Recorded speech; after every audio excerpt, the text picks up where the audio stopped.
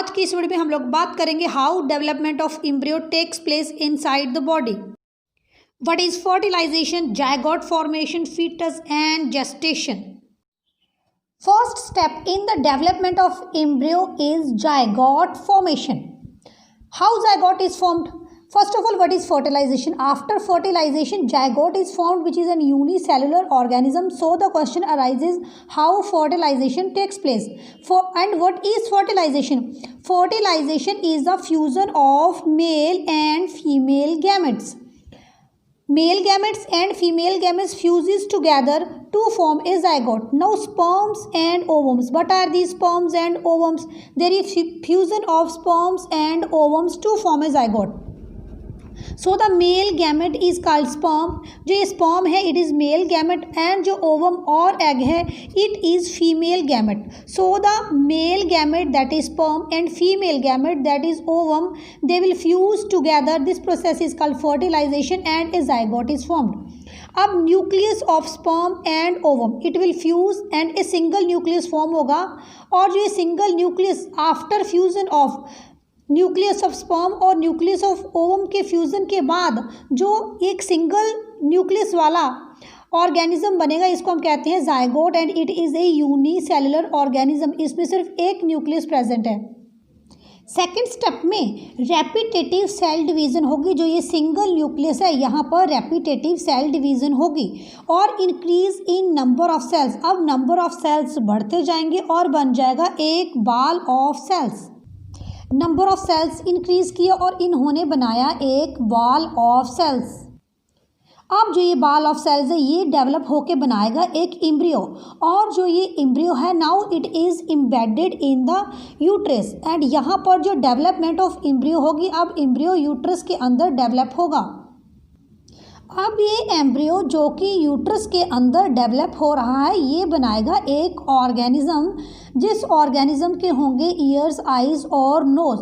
अब जो सेल्स हैं वो डेवलप होकर यहाँ पर टिश्यूज़ बनाएंगे और टिश्यूज़ से क्रिएट होगा आइज़, नोज़, ईयर्स।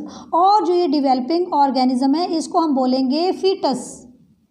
जो ये फीटस है ये इनसाइड द फीमेल बॉडी लेगा approximate 280 days to grow into a baby. Approximately after 280 days the birth of baby will take place. First step में हमने देखा after fertilization first step is fertilization fusion of male and female gametes and zygote is formed. The zygote divides repeatedly to give rise a cell ball of cells. अब जो ये zygote है वो repeatedly divide करेगा और बनेगा एक ball of sales.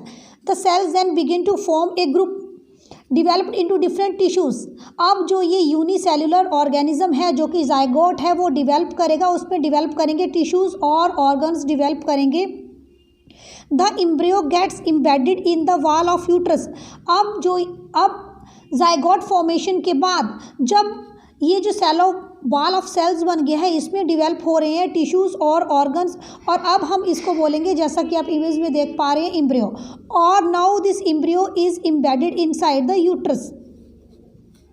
The embryo gets embedded in the ball of uterus for the further development and this process is called implantation. This process is implantation, developing the embryo या embedding the embryo inside the uterus. The embryo continues to develop in the uterus. अब यहाँ पर embryo की development होगी inside the uterus. It gradually develops the body parts such as hands, legs, eyes. अब ये इसके develop हो जाएंगे हैंड्स, आइज़ और लेग्स। जो ये एम्ब्रियो है इसकी कंटिन्यूस डेवलपमेंट होगी और इसके आइज़, लेग्स डेवलप होंगे। और the stage of embryo in which all the body parts can be identified is called foetus. अब जो ये एम्ब्रियो डेवलप होके यहाँ पर देखिए क्या बनाएगा, फीटस बनाएगा जिसके आइज़, नोज़, ईयर डेवलप हो चुके हैं।